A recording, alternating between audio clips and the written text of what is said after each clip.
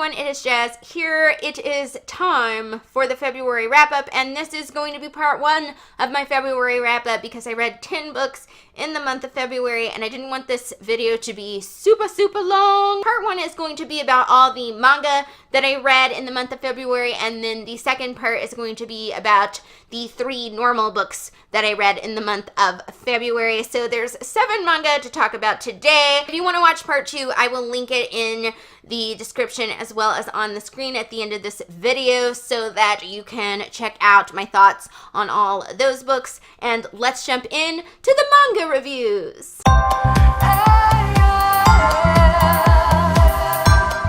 The first manga that I completed in the month of February was Volume 2 of Princess Jellyfish. This is a fabulous manga which is about a young woman who is very obsessed with jellyfish, and one evening she needs to save a jellyfish from a pet store, and she does this with the help of a beautiful stranger who not only helps her with this jellyfish but ends up changing her life in unexpected ways. So I'm just gonna leave it at that summary because obviously I can't spoil volume 1 for you guys that have not read volume 1, but let me tell you, I love me some Princess Jellyfish. I got into reading this series because I watched the anime and I just needed more of it in my life. I loved volume 1, highly recommend, and I equally loved volume 2 of this manga. It is such a general, heartwarming, just makes my heart squishy inside kind of read. Part of this is because I feel like the characters are super relatable. If you're anybody that loves just geeking out over things that you love, or also just kind of feels like they don't fit in a traditional way, I think you'll find something that you can relate to about Princess Jellyfish. But also the story so far has just been super funny and super interesting to see the situations that the characters get into, and I always like seeing how they figure out how to get out of them, or how they're gonna maybe figure out how to get out of the new crazy situation that they're in the future. This one was quite fun because it did have a lot to do with fashion and things too, so I really liked seeing that element and how the different characters bonded together to make certain things happen as a team. So if you're looking for a heartwarming manga that has a rom-com spin with a twist to it, this is definitely something that I would recommend. I highly enjoyed volume 2 of Princess Jellyfish, and I gave it 5 stars. Then I read volume 1 of a 3-in-1 omnibus of Hot Gimmick. This is a story that is set in a Japanese apartment complex for the most part. Basically, all the parents of the teenagers in this book work at the same company, and so they all live in this one apartment complex. This creates sort of an odd dynamic between all the different characters in this story. There's sort of a hierarchy, and also there's just a general mashing of personalities that can be real interesting in this story. The story centers around a teenage girl. She gets in a lot of hot water when she finds herself having to go to buy a pregnancy test for her younger sister. She is subsequently seen by this teenage boy that has bullied her all her life, that is also the son of her father's boss, and he basically ends up blackmailing her with the information that he has on her about buying this test, and insanity sort of ensues. This sounds weird, doesn't it? And believe me, I'm making it sound less weird than it is. If I seem confused on my thoughts on Hot Gimmick, it's because I am. It was a very hard book to rate, and it's actually a very difficult book to review because on one hand, I found it really something that was very interesting, and I liked the interesting elements to it, but on the other hand, I found it extremely unsettling. I guess we'll start with what I thought was good about it. So I feel like this is an extremely interesting psychological study kind of book. The characters in it are extremely morally gray, except for the main character, who is almost so sweet. that it's like almost a flaw that she's such a good person. And thus, everybody that is a garbage human being seems just extra garbage. No, I wouldn't even say that they seem that way. They are straight up garbage human beings, especially the male characters in this. I wouldn't want any person to read this and think that a man should treat a woman the way some of the male characters in this book treat this girl in this book. There's not a lot of humorous moments in Hot Gimmick, even though it's kind of got like a whimsical cover and a whimsical sort of name. It is not at all whimsical, I guess, to me, but in a way, I think that it did two things really well. I think that it explores a part of teenage life that is not often explored, like that kind of darker element that some teens, not me as a teen, but some teens I'm sure have like experience with day to day. It's something that I found very interesting, and also I was able to enjoy it to a certain extent because I feel like I'm somebody that's very interested in character-driven story and the psychology of characters and what makes them behave the way they do. And I think the writer does a pretty good job at expressing why these kind of not great, morally gray people behave the way they do and like where that comes from. So not only did I find it psychologically very intriguing, but I also found like the plot very intriguing. I was very invested in the characters and was like flipping pages. Like it's easy to read this long volume in one sitting just because I had to know what was going to happen. Now, the thing is that I think it does some of those morally gray elements and dark elements so well that that's what made me feel unsettled. I spent a lot of this book genuinely afraid that the main character was going to be sexually assaulted. Now, I might feel like that sometimes with characters in Game of Thrones, but it's the first time I've experienced that feeling in a manga.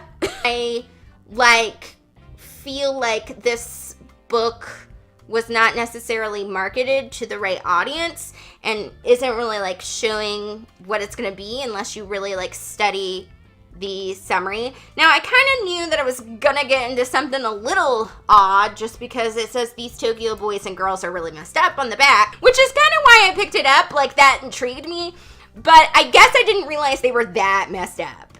So I think a lot of people are going to go into it with a misconception because it is marketed as shoujo manga, which is usually manga that is geared towards teenage girls. I think if you go into it thinking that it's going to be a light, cute, kind of romantic-y read, you are going to be sadly disappointed. I think if you don't study what you're getting into with this, you're definitely going to have problems. And I imagine that Hot Gimmick is a very polarizing sort of book because of the content in it. Like I said, this is very hard to rate. I ended up giving it 4 stars on Goodreads because it had the qualities of a book that I would normally give 4 stars.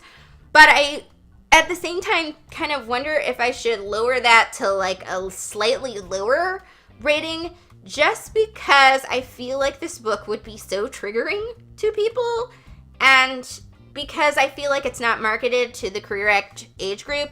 I would definitely prefer that this was marketed to adults. I don't know. But needless to say, I probably will just maybe give one more volume of this a try. I have to feel like the rating of this sort of rides on how the story continues, because I am interested in seeing how the story continues and if any of the characters in it that are garbage realize that they're garbage or not. I feel it's going to depend on the tone of the next volume of this. So I'm going to give more of this a try. I did think it was interesting enough to give it a try, but I'm not sure about the rating, guys. I'm not sure. So after reading Hot Gimmick, I definitely needed to read some more Fruits Basket. I needed that Fruits Basket we have darker moments, but mostly we're happy vibe. And you make my feels and my heartstrings roll, and you also make me feel good inside. So I ended up reading 4 volumes of Fruits Basket. I read volumes 12 through 15. Obviously, I can't tell you much around this point in the series about, what it's going on, because it'd be super spoilerville. But the general premise of this is that a teenage girl named Chiharu ends up staying with the Soma family, who has a super, weird, unexpected secret, which she obviously knows by now. I mean, we're in volume 12 through 15. So I'm just going to do a joint review, because I feel like my reviews of Fruits Basket aren't even reviews anymore. They're just gushes about how much I love Fruits Basket and how everybody in the world should read them because they are bomb. But basically, these were just super great fun reads. They were definitely a nice, non-confusing relaxation after Hot Gimmick for sure.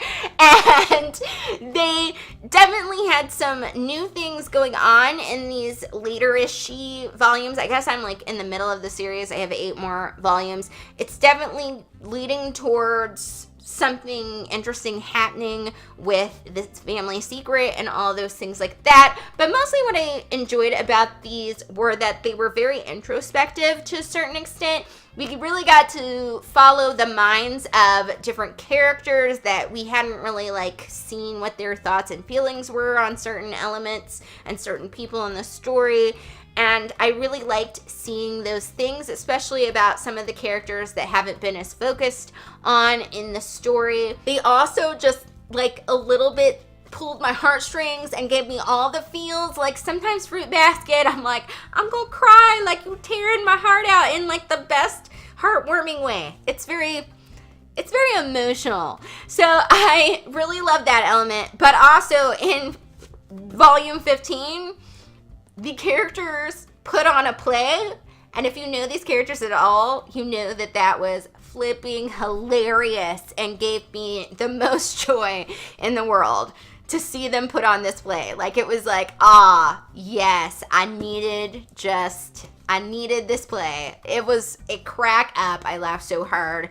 So if you're looking for that fabulous mix of comedy and fantasy, and also, just awesome feels, you need to pick up Fruits Basket, people. And I gave all 4 of these 5 stars. The last manga that I have to chat about is Pretty Guardian Sailor Moon Volume 1. Probably most of the world knows what Sailor Moon is about, but if you don't, it's about a teenage girl named Usagi who discovers she basically is a guardian of the moon, and she has other friends that are also sailor guardians from other planets, and they basically fight evil. I grew up watching the anime of Sailor Moon, and occasionally I try to delve back into it, and yet I still have not finished all of the original Sailor Moon anime or Sailor Moon Crystal,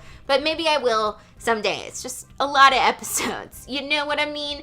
But I thought, since I wasn't completing either series, I would delve in to reading a little bit of the manga, and I have to say, I like the manga a little bit better than any of the anime of Sailor Moon that I've seen. The first thing is just the completely adorable panels.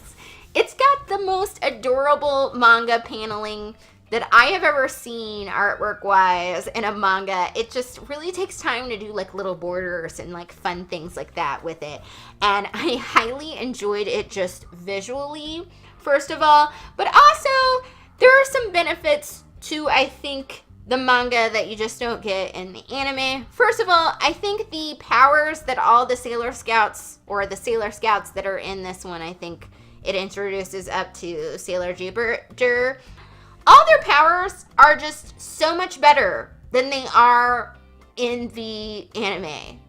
And I just really love that. I think it gives a little bit more variety to the ways they have to fight, but also I think that it gives them more empowerment for some reason. I also think that Luna, the talking cat, is used a little bit better, and like a lot of things that are kind of not explained in the anime are explained a little more in the manga. So I really enjoyed that. I got some of that little extra like stuff that I just never seem to get in the anime and had questions about. Also, and this might sound a little mean to Usagi, but she is kind of a crybaby. Like, she straight up says that she knows she is. Like, we all know that Usagi is a crybaby. And the beauty of a manga is that I don't actually have to hear her, like, burst into tears every 5 seconds when she's in the middle of a fight. Like, I have to say that is a little bit bomb. Like, I can just imagine it, but I don't actually have to hear it. Because sometimes on the anime, I love it, but her crying can kind of grate my nerves just a tiny bit.